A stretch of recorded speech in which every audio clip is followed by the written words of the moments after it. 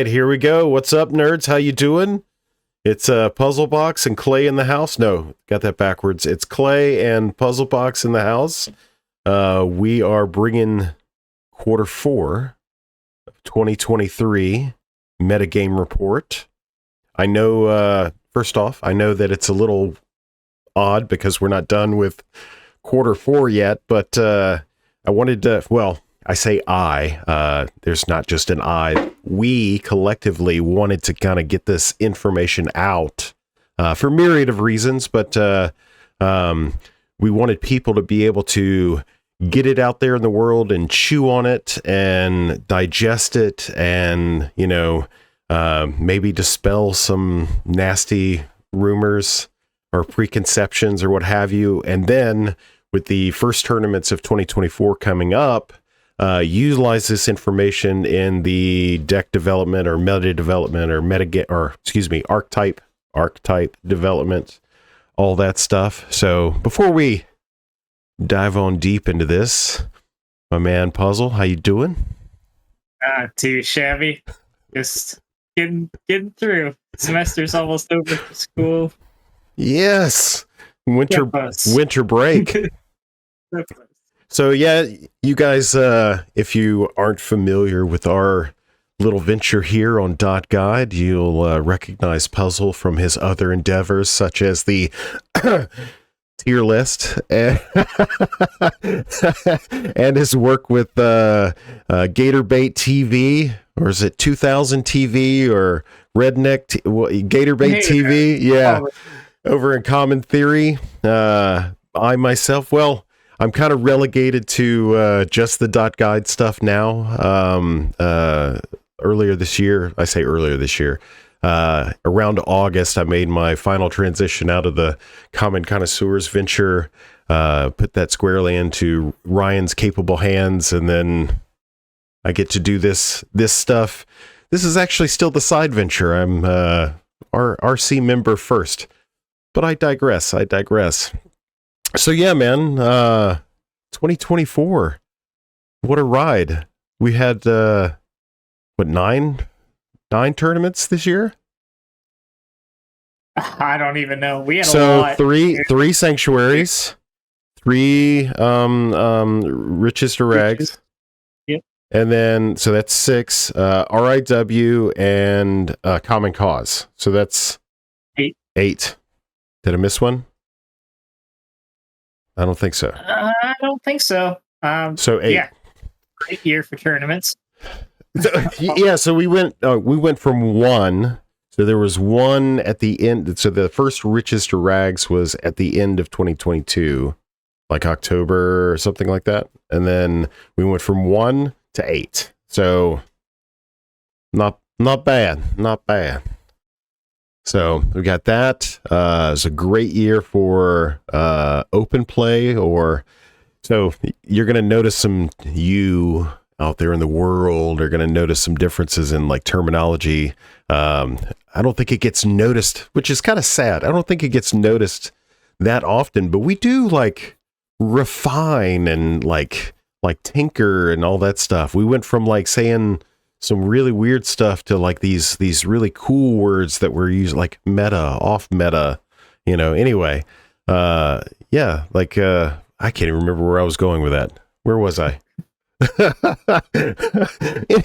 yeah, like we do a lot of refining in this process. It's not just a me process or a he process. It's an us process. There's a team of folks behind the scenes, not to mention most of all, our man Bodarnn, who provides these reportings and stuff, as you are going to be able to see for yourself. As always, link in the description for this report that's informing this video. The formatting on it is beautiful. He is capturing, in this recursive relationship that we're having between ourselves and the data, he's capturing the trends and stuff. Like Dallas and I are on the I don't want to say that he's not on the forefront, because Bodarnn is on the forefront, but Dallas and I are the ones that are out in the populace, pushing the stuff, doing the stuff, brewing, churning. Not to say Bodarnn's not doing that stuff, but Dallas and I are definitely the more visible people in the community out of all of us. That Jonathan as well. He's not on this video. He'll be on next week's. But anyway, Bodarnn has put together an outstanding report that reflects the revision, the new wordings and thought processes of how we're trying to approach this whole thing. So I know I'm rambling. Yeah, got anything to add? I'll let you talk for like 20 or 30 seconds just to. Nothing crazy. Bodarnn, I need a game with you now. Just for sakes, we need a game with Jonathan and Bodarnn. Make it happen. A recorded game, maybe. Yeah. All right. Well, you wanna switch over to the thing? You want to do the thing? Absolutely. Let's do the thing. We shouted out our man. Let me bring this up. Of course, you've got it up on your side. Are you taking a look? Yes, sir.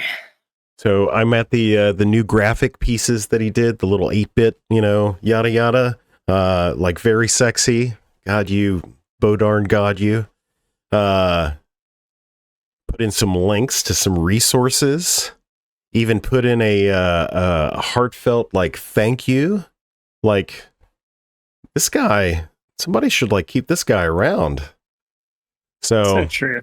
No, in seriousness, he is reflecting exactly how all of us behind the scenes here at .guide feel about, like, quite literally, without your game submissions, without your tournament participation, any of that, we would not have the opportunity to look at the scope of cPDH play the way that we do. So quite literally, you can't do this without you. So don't forget to submit your games.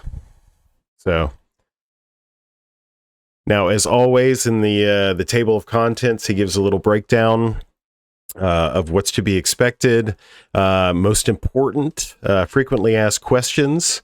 This comes up a lot, and this is where a lot of our vernacular changes. We still have Fringe listed in there at the moment, but it's kind of a movement towards meta and off meta decks. And the reason why is because language is such a loaded thing, and not that I'm some sort of like sensitive person or anything like that, but I do fully believe that language encapsulates and embodies like principles and provokes thought. And we're trying to use, not to say Fringe isn't correct, we're trying to use something that's most correct, which is something that might be a little lacking in the broader cPDH community as far as communication. There's always this binary that everybody's trying to establish as correct or not correct. No, something can be a little bit more correct than something else. So we have synonyms for a reason. Yeah, right. So he goes in and describes and provides examples, which is stellar, of what meta and off-meta, Fringe, off-meta is. I think that's fantastic that he's actually using examples to kind of express that point. And then finally, after that, to show what winningness means. So expected win rates based on performance, like how many times it's showing up, yada, yada, yada. I'll let you guys pick that up and read it. I'm just kind of scrolling past it at the moment with a reminder that meta and Fringe or off meta, all of that stuff, it's kind of been somewhat of a topic of discussion as of late with performance relative to power assumption and or the assumptions of power level and that sort of thing. I just want to assure to you, I know Dallas does a tier list that he updates with Gator and all that stuff. That is a type of product that they are intentionally going through and choosing based on some assumptions and presumptions. We don't do that for this product. Essentially, Bodarnn creates a statistical analysis, and he outlines exactly what he's using in there to discriminate. And whatever falls within a certain distribution, that'll be meta. Whatever falls outside of that, like just outside of that, he'll create some sort of breaker that determines what off meta is, and then there's everything else, right? So it's not us choosing. It's the data selecting based off of that input. Now, you could say that there's, depending on how you're, discriminating against the data that you're, selecting, sure, whatever. If that's the worst thing that you could levy at us, like, so be it. Like, yeah, I'm here reading the same data you guys are. You can see the data yourself. If I'm making a tier list, you don't get to see the background data of my opinion. Here you do. So do with that what you will. I don't know. I think I'd like to see the background data of your opinion. No, don't go there. Not inside, right? So yeah, he brings up Dallas brings up a good point about the data. The data is available on the website via a link. You can click on it. It'll download this precious data to your computer. And folks like Bobby B. Fine from Sanctuary PDH, he has done some supplemental analysis on his own. Chris, One More Game, has done some supplemental analysis on his own. Dallas and I highly invite you to download the data and do your thing.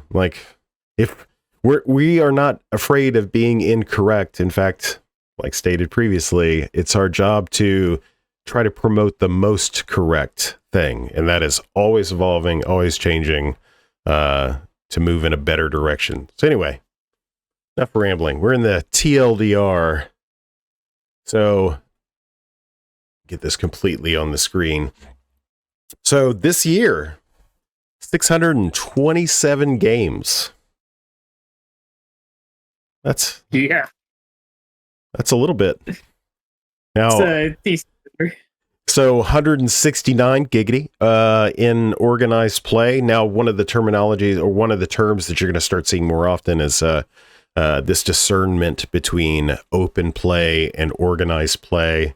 A few months ago, was it a few months ago? Yeah, a few months ago from the time of this recording, there was a tournament, and there was first off, people are hosting tournaments in various methods. We're assuming that if they're hosting a tournament, that they're going to be utilizing a standardized, method of practice, and that method of practice is different than open play, which is just people showing up to do a thing, right, and with no time. So organized play is regimented, time-based. Now that may vary between 80 and 100 minutes over the course of the year.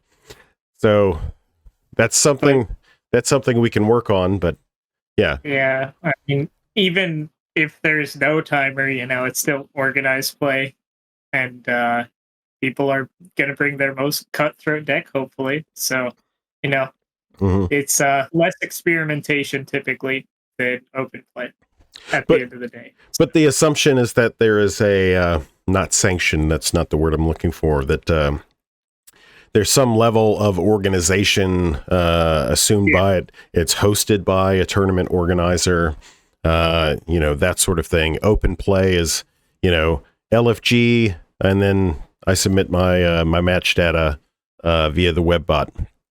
So that's just some vernacular that we're kind of getting into. So 458, obviously we had a tremendous amount more of open play data than we did organized play. That's somewhat to be expected.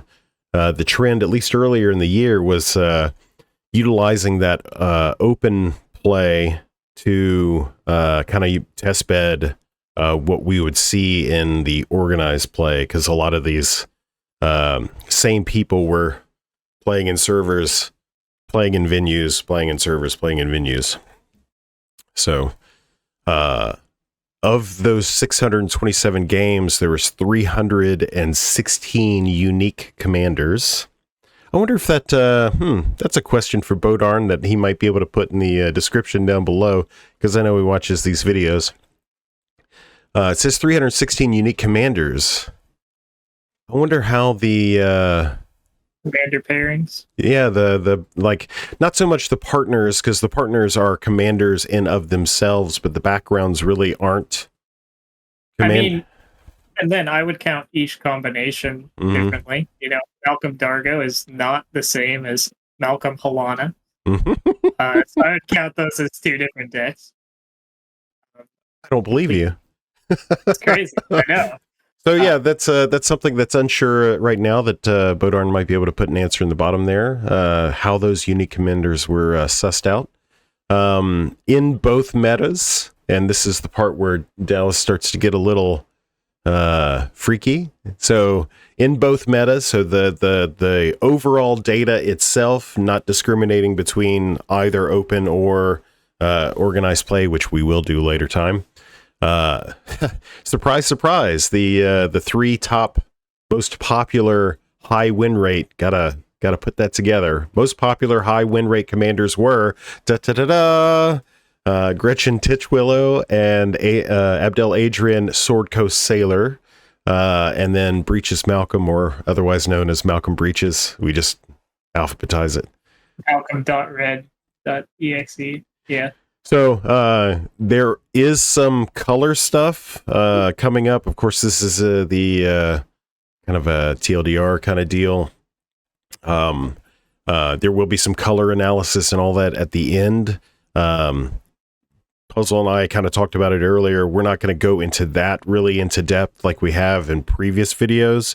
It will be available if you're interested in discriminating through that yourself, figuring out like, hey, my favorite color pairing is Golgari. How does that match up? You know, you can look at this and figure out where you're sitting based on your color preferences and all that.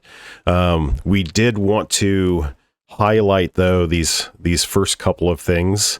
Obviously, is king or queen? Is it a king or queen? Yeah. Queen or king of the hill, which is naturally red and blue. I think some of this stuff is a little self-writing ship. Okay. The most winning color was blue. I hate that, but you know, it's always will be. It's Quote me on that. It's true.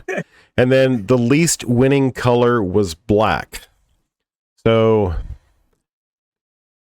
I want to point that out, but I also want to do so by saying that doesn't mean that black X decks are bad, because as this says here, if you pair it with blue, but yeah. Actually, I don't know if we will. I think it might be a conclusion, but Devere not doing so hot, so I don't even know about that. So yeah, there's some color-based things. There's color analysis further into the report. We're gonna kind of briefly wave at it as we scroll past it, but I did want to highlight that most popular color pairing is it. Most popular singular color is blue. Not winning. Most popular color is it. Most winning color is blue. Most least winning color is black. Let me get all my shit together here. And then the most popular and winning archetype is combo, and the least winning archetype is mid-range. That makes me sad. And then games ended around turn 9. So speeding up a little. Speeding up a little. Yeah. Back in the day, the average ending turn was like, well, it was like 14, and then we dropped to 12. Like that. And then at certain point, which I think was this year, I think at the beginning of this year was 10. Yeah, 10 earlier. Was it even 10 last time? I don't remember if it was 9 or 10 last time, but yeah. I think it was 9 last time. Now remember, this is an aggregate of the entire year, all the data. So looking at it from that perspective, at the beginning of the year we started off at 10. At the end of the year we're finishing off at 9. So through all of that stuff, and then you and I both know from I did a brief analysis of the tournaments only, so the organized play only. That was an average of 7 turns. So all the data, all the games, 9 turns. Tournament play for 2023, 7 turns. So use that in your deck building how you see fit, because if you're expecting a little, now that actually, I don't want to spoil it, but that's kind of interesting how, and I'm just gonna say this one thing and you'll know what I'm gonna say. I know what you're gonna say. Right? So it's interesting that the open play is 9 turns and tournament play is 7 turns. That's all I gotta say, and we'll cover the rest of it at a later time. Now, of course, in the introduction, Bodarnn lays down some like nice clean words, getting you set up for looking at how you should be approaching the data, or how he's trying to approach the data. And then we get into the analysis. All right, so that's a good distinction to make. So the open play came from basically every known server.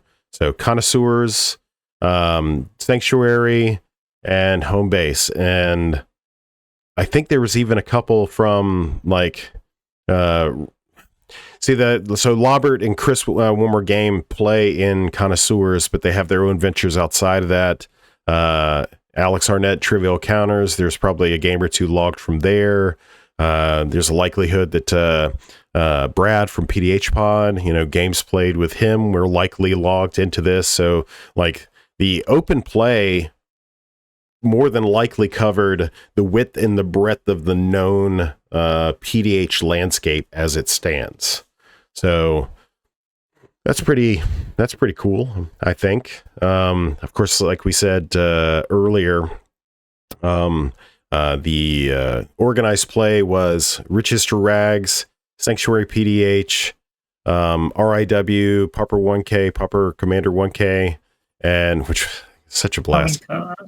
Yes, Common Cause. So that's 4 different venues for that. So getting into the table 1 shows the number of games by quarter. We started out the year strong with open meta play, kind of continuation from last year. Playing online was really popular and all that stuff. It seems like maybe our player base is aging a little bit, and either they're engaged in like some college or graduate school or something like that, because there's a little dip in quarter 2, goes back up to 130 in quarter 3, and then we found we got a kind of a steep drop off in this limited quarter 4. I've also noticed, I suspect the trend difference, because I talk, myself and Dallas, we individually talk to a lot of players in the player base, across the spectrum, always talking to these people. And one thing that's different, I feel, from the beginning of the year to the end of the year is at the beginning of the year, when people were testing, they were logging games. So you were getting all that testing data, and as that deck got better, they were starting to log those wins along the way. So I think Jury is a good example of ones that didn't have a whole lot of wins, but had a whole lot of reps logged, So a little bit of that is a little concerning is not the word. I wish that people would, log their test games, because that kind of shows the complete picture. But once again, it's a user submitted thing. What are your thoughts on that? Yeah, I mean, I know personally I've been super busy these last few months and legitimately just haven't been playing as much. But yeah, there's definitely some games being played that are not recorded for sure. Um, yeah, I would like more data, of course. I love data, Mm-hmm. but it is what it is. And then there's some people that only log their wins or whatever. But yada yada. If everyone logs their wins, then we get every game logged anyways. So There's that. So I mean, once again, it's not, the system's not perfect. And something else that regarding open play, about the middle of the year, I started exploring the opportunity to get away from the Discord submission bot and get more to a web-based submission form. That's still kind of in work. In fact, Bobby and a few others are kind of working with me behind the scenes to see if we can just kind of get something homegrown together. But I've tried to outsource it, and it was kind of expensive and just one of those things that just never really materialized itself. So, having an open web submission form, it itself creates an opportunity for problems as well, because then how do you perform security on it, and keep people from creating a macro or something like that auto submit, it's got its own challenges. I'm not saying that I'm an appreciative of open play, because right now, because the format is still young, and I think you would agree to this, having the open play, organized play dichotomy, like in a previous episode, we talked about a very strict comparison between the two, and in fact, I think what the outcome was that what we were seeing in open play was actually being experienced literally in organized play, even though the decks were different. So what that was telling us is that the way people were considering their play, how the games were ending, even the archetypes that were being expressed, even though the decks were different, that phenomena was being expressed in organized play. So that correlation between the two was showing that the community was doing something right in the fact that their practice was mimicking their tournament. So I don't know what your take on that is. yeah, I mean, organized play is different. I think that's pretty obvious. Mm-hmm. But yeah, I mean, gotta find some way to practice, right? I don't know what to say there, honestly. Mm-hmm. Yeah. So, yeah. I mean, times will change, trends will change. I don't know. Maybe this time next year we'll have a completely new system, and some of this won't matter as much. Who knows? Okay. That'd be great. We're gonna delve headfirst into open play. In the open meta, so not the organized meta, so user submitted games, the most popular most popular, right? Were Abdel Adrian, Sword Coast Sailor, surprise, surprise, Gut Inspiring Leader, Gretchen Titchwillow, Third Path Iconoclast, and Malcolm Breaches. I'm kind of curious in the most popular, because the next is the most popular high win rate commanders, and I assume those are different lists, right? Different commanders. You can look. They are not all. There's Scholar, Gretchen, Abdel, Malcolm Rogrock, Okay. Loyal Sub, and Gut Leader.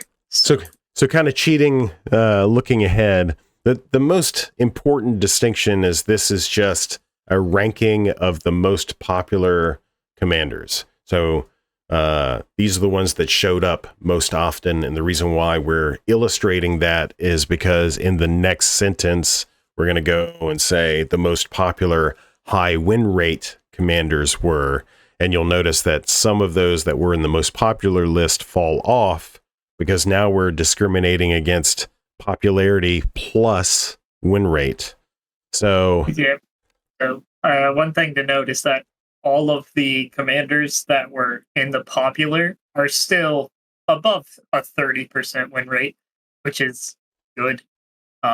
So even if they're not like the highest echelon of popular and high win rate, mhm. Malcolm Breach's TPI, they're still good. They're just not, 38, 40% win rate good. So, if you would please, as I feel like I've been stealing the show, and I know the viewers want to hear exactly what your thoughts are. So I've got the scrolly bit up at the open meta most popular commanders. Do you have anything that you want to say about that group? And as you go through, just mention where you're at, and I'll scroll to it. I mean, so for the most popular group, I think these are all pretty expected. Abdel, Gretchen, and Malcolm Breaches specifically are decks that Gator and I put in S tier on our tier list. So that could have some influence on people playing them. Not that I want to take credit for that, obviously, but that can influence especially new players. Gut was a deck that was really popular whenever it started to get results because it was like, wow, this is a real aggro deck that really just beats face. And I think Gut and like Dargo Kedis were like two of the first true, just like hardcore aggro decks that could really get things done. So I think a lot of people wanted to play that. And it was also just getting a lot of reps. It had a lot of early losses and stuff because people were testing it and trying to figure it out. And TPI is just like such a, like, the card is obviously strong. I don't think you can read Third Path Iconoclast and go, yeah, this card's not very good. It's 2 mana. You can do so many different things with it. I think it's just so generic that it's pretty self-explanatory why that one's popular. I don't think any of them are surprising. Mm-hmm. What of the higher win rate commanders in the next group? Scholar shocks me. I know it's performed very well. I've seen it win a lot of games.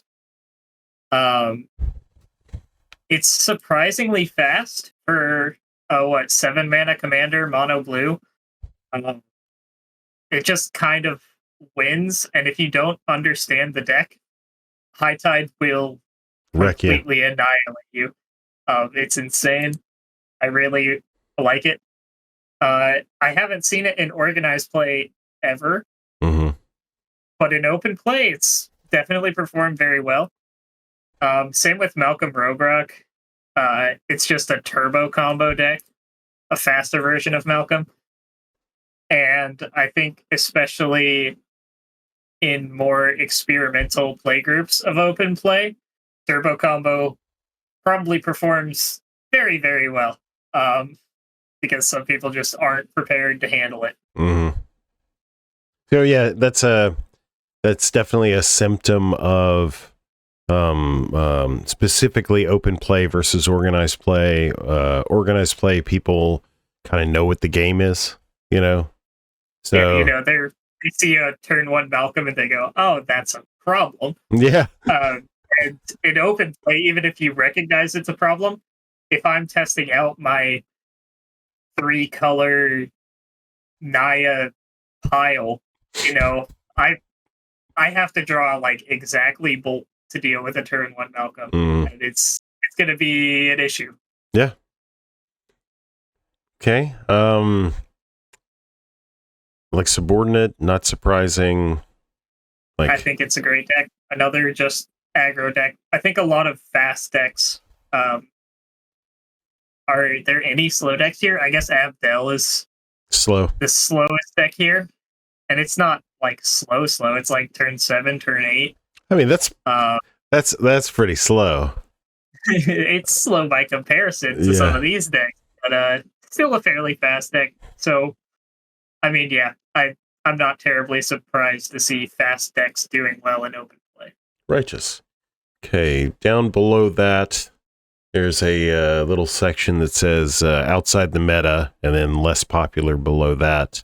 Anything interesting that you see there?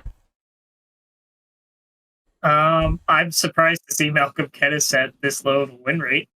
I think that deck's also bonkers. I think Red Malcolm is very good, but it's a bit slower, and so I don't know. I'm not surprised because, and let's see if I can put this in perspective.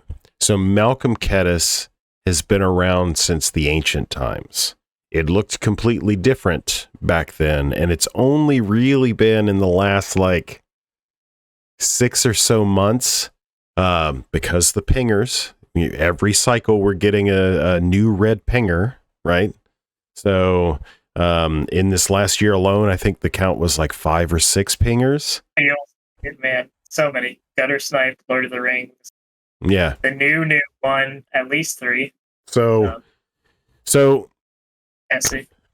what I suspect is because this is open play and it's the whole year, that some of the older style builds were encapsulated in that first couple of months, and you're only really capturing the good stuff. The reason why it is 17.39% is because good games have been logged. Tournament win. Well, this is open. I guess this is just open play. So yeah, preparation for the tournaments, I guess. So, and it could be a failure too, because now bringing that up, because here in recent months, these practice games haven't been logged. So if this was part of those practice games, then it's likely that this would be higher because it'd be considering that. Yeah. So, definitely. So this one commander below it, and I hope he freaks out at the mention of his name. Aaron, and Jury. So this was the commander that I pointed to earlier about showing all of these reps and even logging all the failures and all that stuff. Aaron is really good. He's not good at much, but what he's really good about doing is this and Gut Inspiring Leader, just taking a deck and working it and working it and working it. And just, he's logged a majority of those games, and, proof is in the pudding. Good job, buddy. Gets 63 with Gut, and then, which is not all him. I know Chris and others have played that too, but this 43 is likely majority Aaron.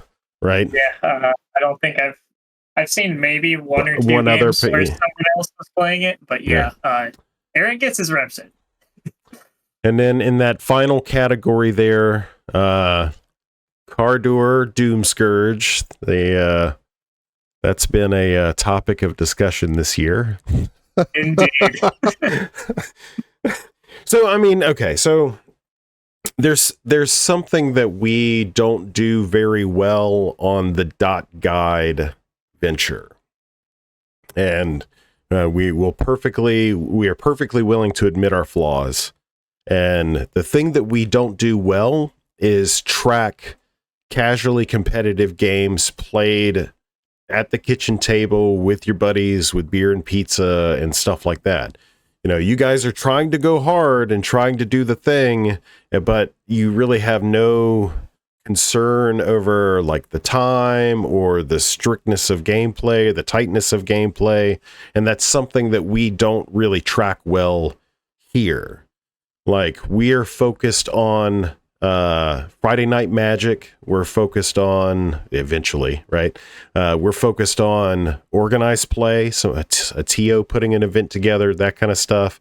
There's times, there's structure, there's rigid things for the players to engage with. It's very, very tuned comparatively. So when we're talking about things that are or not competitive, and I'm getting back to Cardoor now. So the Cardoor that has been infamous is a control list, and there has been some concern whether or not that control list, who has been very, very successful, whether or not they could remain successful within the confines of 90 minutes. I have personally played some games against that list where we exceeded 90 minutes. And I think there was one of those games that we came close to, like, we were like at 87 minutes or like 90, like we were right there. So there is a build of Cardoor. Bottom line, the majority of the results. Now, I have some Cardoor results calculating this with my rats build, but the majority of the Cardoor results come from a control list that is not tournament vetted. Is that fair? I think. Yeah, I mean, once again, it's open play. We have no control over anything, really. I mean, realistically, there could be casually competitive games where you drink it with your buddies and you just write down who wins on what turn at the end of every round. You submit it, We don't know. But, yeah, I mean... We could, you,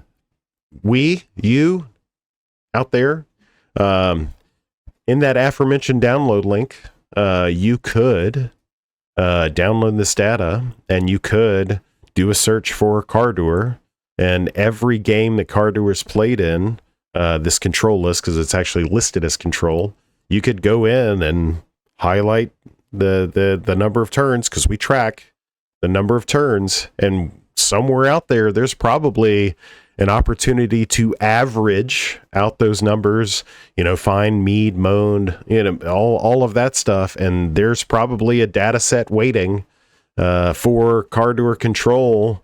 And it's not that you can't play 12 or 14 turns in 90 minutes, but at that rate, players have to be humping. You got to be the time police. So we spent a lot of time on that. One more shout out before we move on. Aaron, a street urchin, by and large, is one player. So Ankylosaur, David, like kicking ass with that list. It's chef's kiss. So of that, games and win rates of the meta commanders, we talked about that earlier. That's actually listed in the information up above, listed again in tabular form. This is all of it put together. All of it put together. Show up that weren't high win rate or high games, like Tatiova. Tatiova, Iktekik, Crackling Drake. So there's Golem Patient Plotter, shout out to Ryan Papa Popper. He's probably the person that put up those results with that list. Oh, Dargo Malcolm. Hey, that's me. First Sabretooth. Severus. Severus is Lane. Doing some work. There's maybe one or two games with Gator, but most of that is Islane. So this is an expanded list that includes all the information from above, plus a couple more. You'll probably see that in a future product put out by the Common Theory here in a month or so.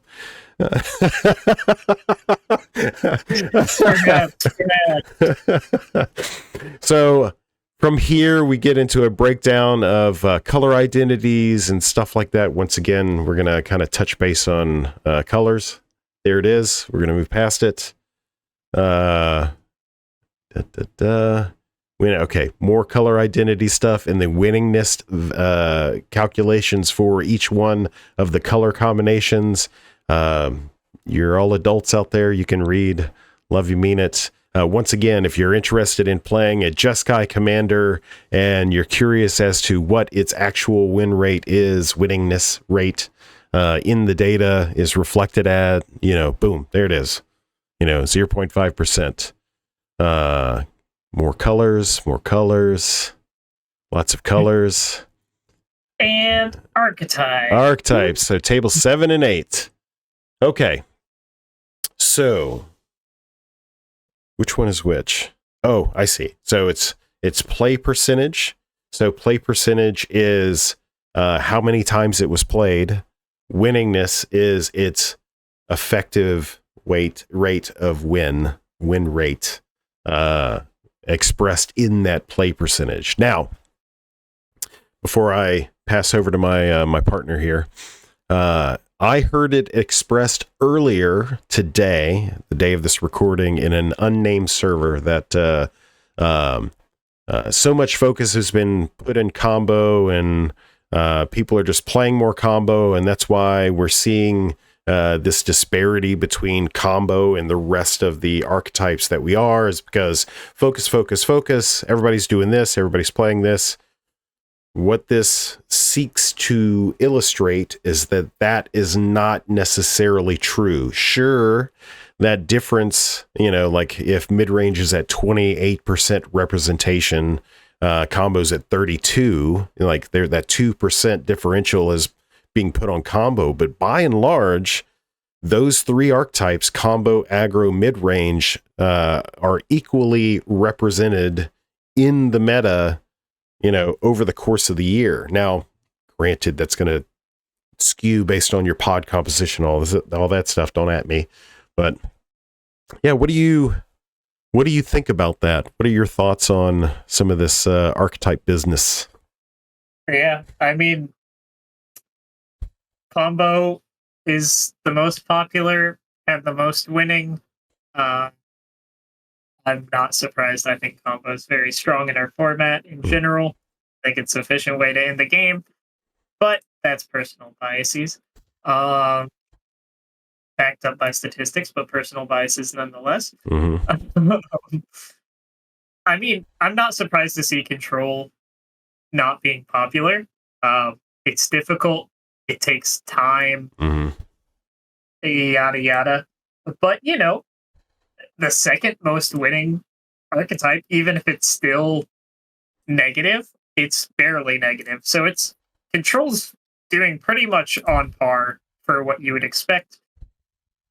So I think that kind of hurts the argument of people not playing an archetype, makes it do bad as well. Because we've got some very solid control decks played by one or two players here and there.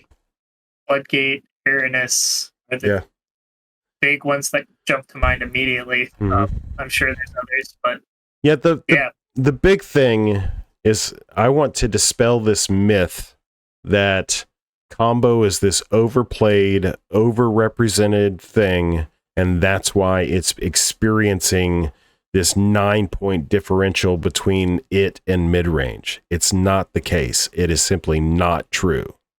So, like, there are issues. I feel, others don't feel this way, but I feel that there are issues regarding mid-range, and the way we go about addressing those is kind of nullifying some of these incorrect assumptions of what's being experienced out there. Like, a mid-range player is going to likely see two combo players at the table. Not every time, but probably trending towards the majority of the time, they're going to see at least two combo players at the table. They should expect, to have to deal with something like that, and their deck building, their deck construction should reflect that possibility. You get three combo players, okay, you should have luck, but like there should be, I don't know, I personally feel that some of these considerations should be kind of baked into the cake, as it were. So that's kind of like where I'm kind of jiving with this whole thing. I think this next bit, the little paragraphs at the bottom of that is nice. I'll get out of your way, buddy. I highlighted this paragraph because I was like, this is something worth noting. It says, excluding draws, 50% of games end between turns 8 and 12. And if we look at 50% of the win rates, of each archetype, respectively. Combo is between 6 and 10, aggro between 8 and 11, mid-range between 9 and 12, and control between 11 and 14. So we can kind of see like cascadingly which archetype wins the fastest on average, and then go down. And our order is combo, aggro, mid-range, control, which, funnily enough, is also the order of popularity. Yeah, I think that's really interesting to look at, and note that combo is winning faster than aggro, which influences how the meta develops. Yeah, I like the individual in that paragraph above where it says, furthermore, 50% of all combo, aggro, mid-range, and control wins happen between turns and 6 and 10, like you said, 8 and 11, 9 and 12, 11 and 14. When you project that in your mind against what we were talking about earlier, in that the average game ended for the year on turn 9 in open play or all play, right? That's the aggregate, turns, 9 turns. In tournament play, that was turn 7. And then you transpose that onto what you're seeing here in this data.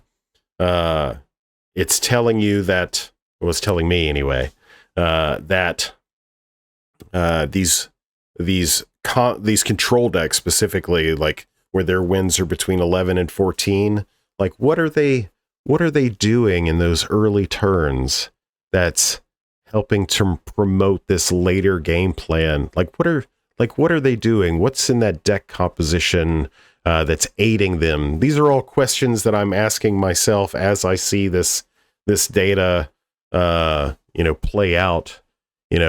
Why are these things successful? And it makes me want to dig in and kind of look at, like, okay, this is what's happening, whatever it is, the je ne sais quoi, right? This is what's happening. So, and notably, all of this is exemplified in Table 9, in case it's not on screen, which is the it is 6 to 10, 8 to 11, yada yada. And it shows the maximum and minimum, and also the median. Where we can see turn 9 for combo and aggro, winning exactly when games are typically ending on average overall. Having the median right there shows that those two archetypes are definitely winning when. That's not necessarily true.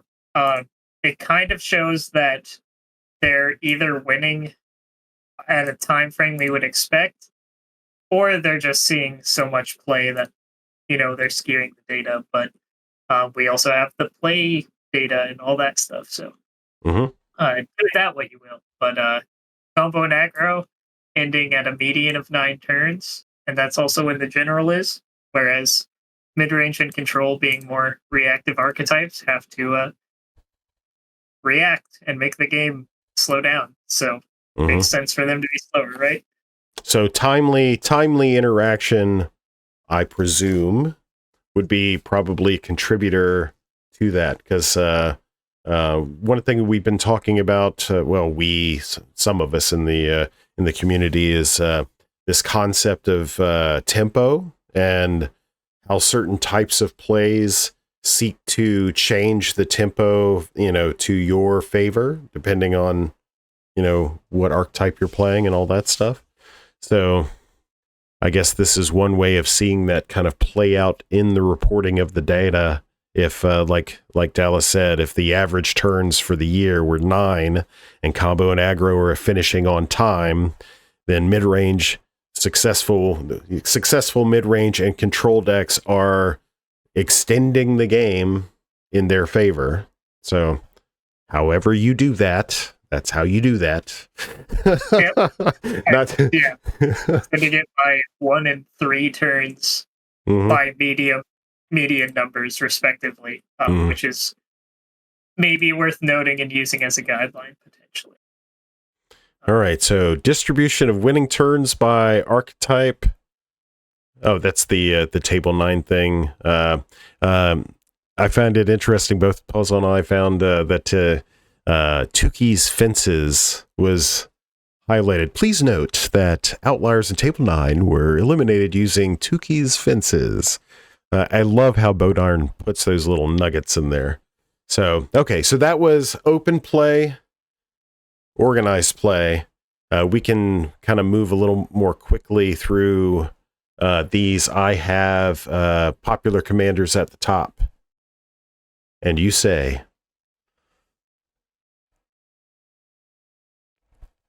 Yeah, so organized play. Gretchen, surprise. Gretchen doing well. Mm-hmm. Path Iconoclast. And Malcolm Kennis, top 3 decks. Or, well, not top 3, but most popular decks for organized play. Mm-hmm. Once again, not surprised by any of these personally. Well, I found it interesting that so there is overlap from open to organized play and what is being experienced in the most popular high win rate commanders. I did notice that I don't think TPI was in the first grouping for this, the most popular in the first list, but shows up as most popular in organized play, which tells you exactly how people are thinking of TPI is like, okay, it's a bona fide tournament, commander. Like, yeah, for sure. I think it was in the popular high win rate category though, right?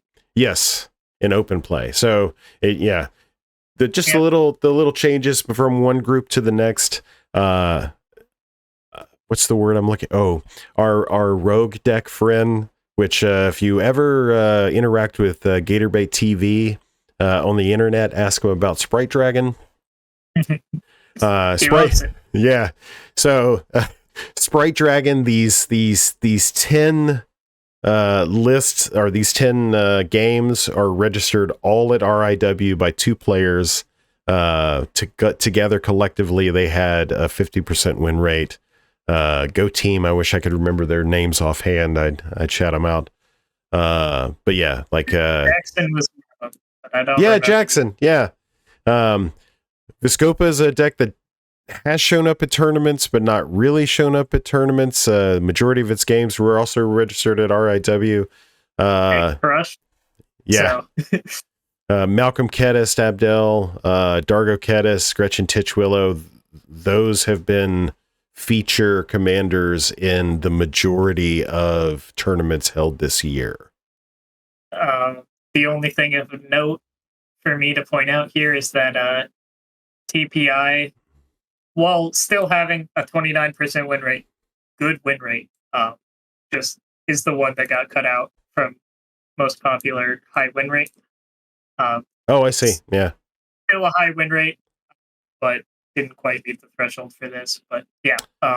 So I think we got another table too. So outside of the meta, so remember, we're not really looking at fringe anymore. So outside of the meta, so off meta, the most popular commanders were Gut, Elias Ilkor, which that's a little bit of a statistical bleed, Satyr Enchanter, Abdel Iron Throne, so the more mid-range version of Abdel, and Aethersworn Sphinx. So Elias is a little bit of a problem child because there was one event where there was a bounty or something like that on who could play.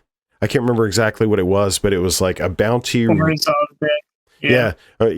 relegated to like Orzhov commanders. So Elias showed up a lot in that one tournament, as indicated, because I think this is the majority from that one tournament. So, but I don't think it's up to any other event. Yeah, but I mean, it was good numbers for Elias because collectively they put up 14.23% win rate in over 21 games. So, I mean, if you think that's good, go for it. But but yeah, looking at some of this other stuff makes sense. Got Satyr Enchanter, like especially David's been championing that in tournaments.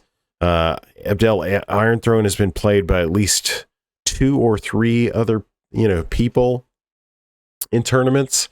So, and I don't think I've ever played against Aethersworn Sphinx in a tournament. Maybe once.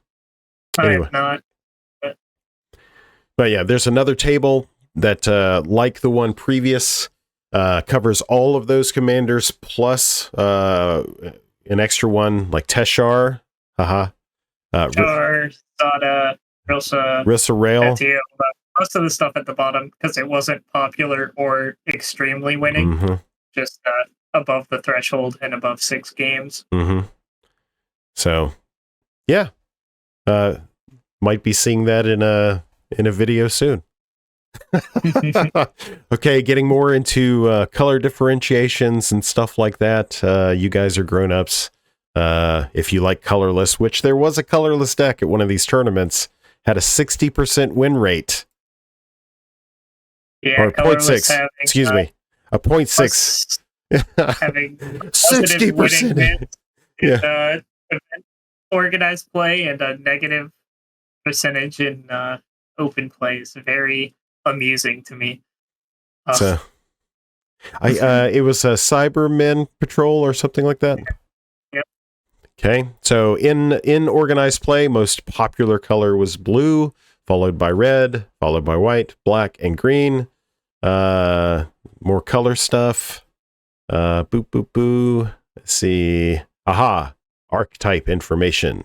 So, I wish I had the opportunity to display the open play versus the organized play metrics on archetype representation and that sort of thing. So, as I recall, basically combo, mid-range, and aggro were split over like 30%. I think mid-range had 28% and combo had 32%, if I recall correctly, on representation. Yeah, 32, 30, 28. Ironically, part of aggro's share gets split between mid-range and combo. So mid-range has a commensurate representation in organized play as combo does. They're side by side, step by step, arm in arm, right? So, excuse my language in advance, but dispel some of this bullshit about, well, combo is overrepresented. Shut your mouth. Just shut it.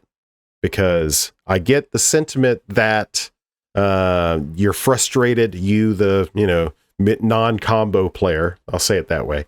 The non-combo player, I get that there's some frustration with combo dominance. However, I would suggest that when you look at the data, as it happened, as it occurred, right? Its performance, mid-range is there neck and neck with combo in its expression.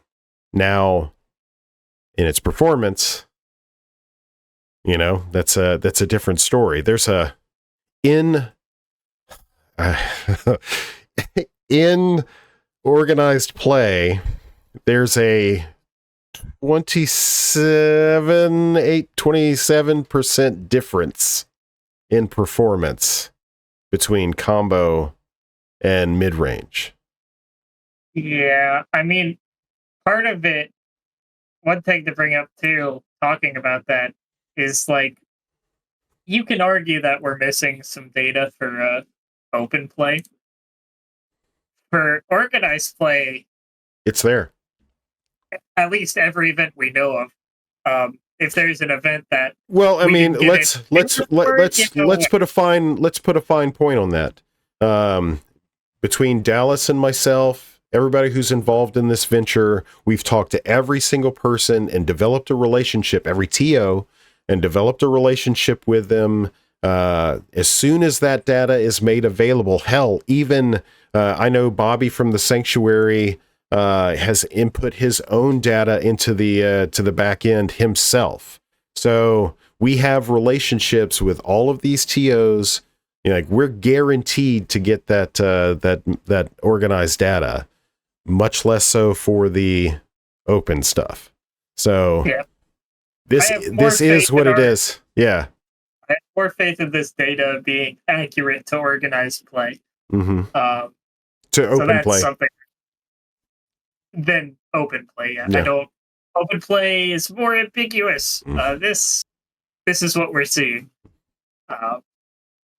So yeah, I want to hold on to the opportunity. I know I just hit this damn microphone. I want to hold on to the opportunity to maintain open play for as long as I can, because I feel like there's some necessary comparative data, comparative analysis that can come out of that. If we're seeing something in open play that we're not seeing in organized play, or vice versa, I think that would go miles in kind of illustrating like how we can solve problems or something like that, right? So having access to that open play data would be great. I recognize that maybe in the future that won't be possible as people submit less and less, which is unfortunate, but it is what it is, but this, we are going, likely, knock on wood, we are likely going to have access to all of the events that are hosted, organized play. So yeah. Anyway, so looking at how we're over in an hour already. Boy, I tell you what, time flies when we're having fun. We're getting close. So, excluding draws, 50% of all games ended between turns 5 and 7. Put that on screen so you can actually read it. And there's a similar breakdown as before. The median in that graph there, that the median for combo is 8, median for aggro is 8.5, so a step behind. Median for mid-range, there's no control in there. So the median for mid-range is 9. So yes, I think you were about to not represented yeah heavily, and also has negative winningness, which means it just doesn't win many games. And as he could state, as Bodarnn stated below, it was excluded because there was only one game where it won. Yeah, and turns was recorded, and you can't really do this kind of analysis with one number. So yeah. So what's interesting to me is that where combo and aggro are concerned, they're not much faster than they were in open play. There is a slight skew towards being faster, but it's also skewed faster at the same rate for mid-range. So what that's telling me is what you would expect to see in open play, you should also expect to see in organized play, if not, at the same rates, if not a turn or two beforehand, right? Yeah, I think another interesting thing to look at is the maximum number of turns where a win happened. Combo actually has the latest win, which is an interesting one to me. I think that implies another issue that some people have with combo decks, where they win really fast sometimes on turn 3, and those decks still have the absolute capability to win later than even some of these other decks. They have great grind game too. There's been a couple of more like open play entries since I last did this analysis, but so I think we're safe here. So a week or two ago, I did a rudimentary analysis on the number of wins. There's 2 wins in 2023 that happened on turn 3. 2 out of 687 data points. 2. So whatever the percentage of that, basically God hands ruled the day on that time. 11 turn 4 wins, so 11 out of 687. Now that jumps up precipitously to like 58 on turn 5, right? So that's in my mind's eye, just looking at the data combined archetype agnostic, going from 2 to 11 to 58, there's your curve. So we're a turn 5 format. On the absolute top end, yeah. On the absolute top end, we're a top 5 format. So this nervous Nelliness of, combo's too fast, aggro's too fast. I mean, what you might be complaining about is like consistency, which is not necessarily a bad thing. But what I'm saying is that you're not complaining because of the absolute speed of something. What you're having a virulent reaction to is its consistent performance, and you're projecting that onto the earliest experience. Yeah, it's not the most explosive ones that are truly problematic. The turn 2, turn 3 wins don't happen very much. Okay. All right. We are in the conclusion. Look at that. So just a couple of points that we want to point out to you in both metas now. So previously there was a distinguishing between open commanders and organized play commanders. Bodarnn puts all that stuff together. So surprise, surprise, Gretchen, Abdel, and Malcolm Breaches are the most popular high win rate. Jesus. Commanders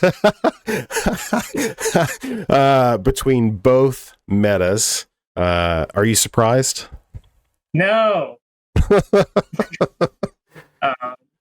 I know I have a lot of games recorded with Gretchen across the year, and a lot of other people have played the deck too. So I am by no means claiming all of these games. Yeah. That's a lot of games. Yeah, some of that was Bobby. There's like 1 or 2 other people that have touched it. 4 Gretchens at one of the sanctuaries early in the year. So much Gretchen. But I mean, these are decks that have extremely high game counts, specifically Gretchen and Abdel. And they still have very positive win rates, so I think that goes to say something about those 2 decks specifically. But yeah. Not to drill too deeply on that again, but this is where that open match data comes into play. It's really difficult, because I remember a time, and I'm sure you can remember a time, where someone would say, hey, is a commander good? And the first response you would get is like, we don't know, it hasn't been played a lot yet. So Puzzle and I have been around long enough to where, like, a number like 92 games would shut somebody up really quickly. You know what I mean? Just the 92 games. Who gives a shit about the win rate? The 92 games alone would be enough to just shut somebody up. So, not to say that we have a fear of going back to the Dark Ages, but it really helps our arguments, especially when other content creators put together tier lists. It really helps, like, solidify and codify, like, okay, I don't think that Gretchen's good because I think Gretchen is good. I think Gretchen is good because in 2023, Gretchen's had 92 games, and over the course of those 92 games has maintained a 38.04% win rate. That's infinitely better than me just saying Gretchen good, right? So yeah, absolutely. Helps to validate some opinions, and you could still say you think Gretchen is bad.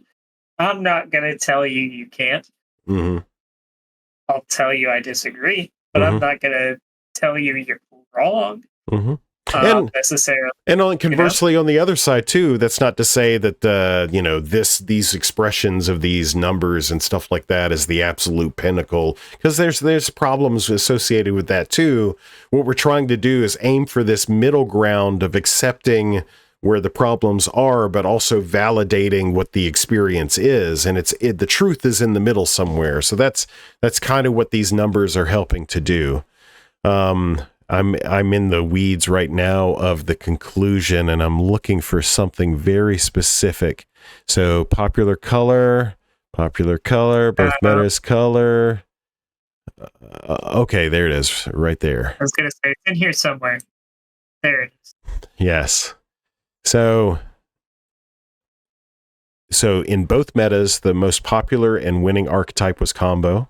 No surprise with, what was the PR again? Oh, popularity rating. Ah, yes. Yeah. And winningness of 8 plus positive 8.3, a 3 overall. Mid-range falling on the other side of that. Jonathan and I we're gonna talk a little bit more about hopes and dreams in 2024 next week, regarding the archetypes and stuff like that. From my end, and Dallas can expound on this, what I really wanted to do was highlight whatever, highlight answers that kind of seek to dispel any shortcomings or previously thought incorrect ideas of what was actually happening, and kind of like bring a little light and truth into this archetype discussion that's been blazing for about 2 months now. It's been a trip.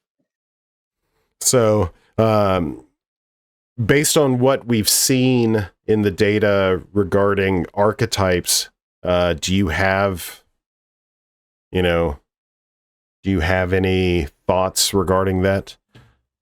Combo good. Yeah, I think it's just like, it's been a thing in cEDH for a long time that like every deck is a combo deck. Combo isn't an archetype in cEDH.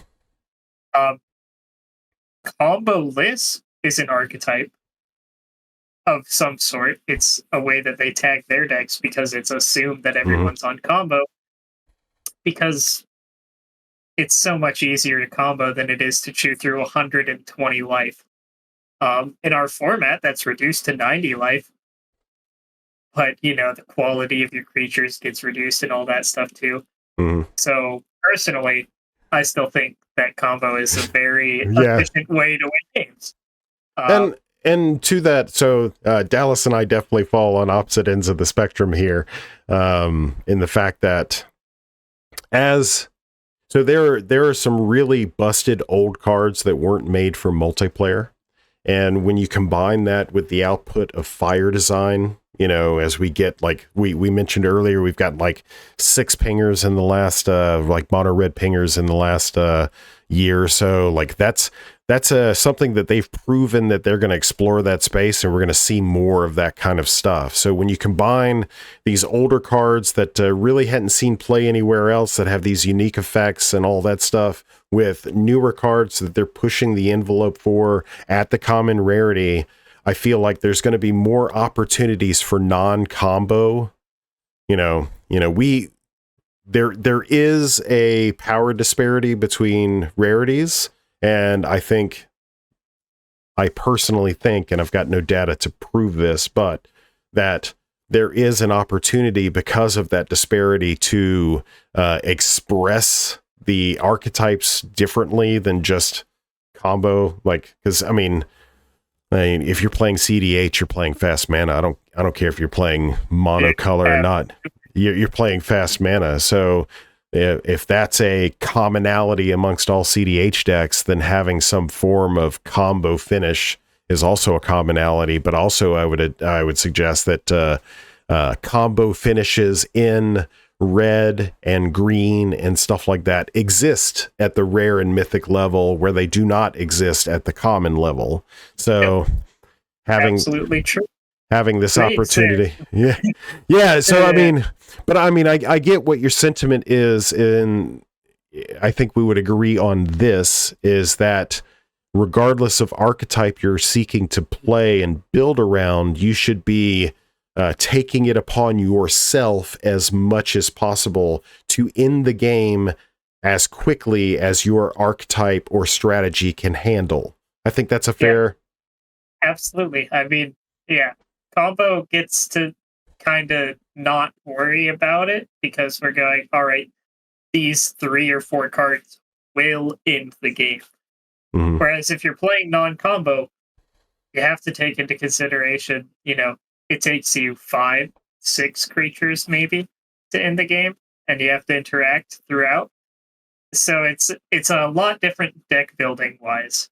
But yeah, efficiency is a good thing in competitive play, it turns out. So we'll end this video on this last line here, which I felt was kind of significant. Games ended earlier in open play. Yes, games ended earlier in open play. So quarter one was no, not quarter one. I do that every single time. So the first quartile is 8. So between turns 8 and 12 in open play, and in organized play between turns 7 and 10. That doesn't make any sense. Yeah, that doesn't add up.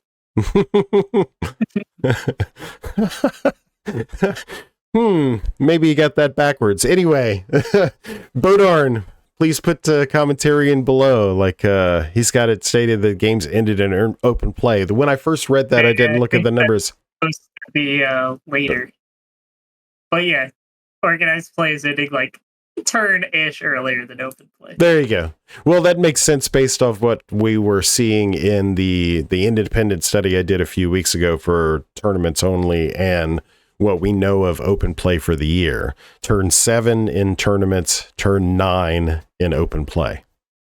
So, yeah. All right. Got anything else? I think that covers it for me. Thanks for having me today. Absolutely. I know that hopefully by the end of the year, I'd like to have you back. If not at the end of the year, then like the first of the year. And the reason why is because basically there's like stuff that needs to be talked about. And it needs to be talked about from a performance perspective, which is kind of more of what we would do here versus what you would do elsewhere. So I've been thinking about something for a while, not a series because that's a time commitment thing, but definitely more of a deep dive kind of deal. And yeah, I think there's opportunity to do that. So For sure. Absolutely. All right. Fellow PDH players, it's been one hell of a year. 2023 is one for the record books. 687 games, 8 tournaments. Holy shit. Like, we're killing it. Just imagine what happens when we actually start exploding, right?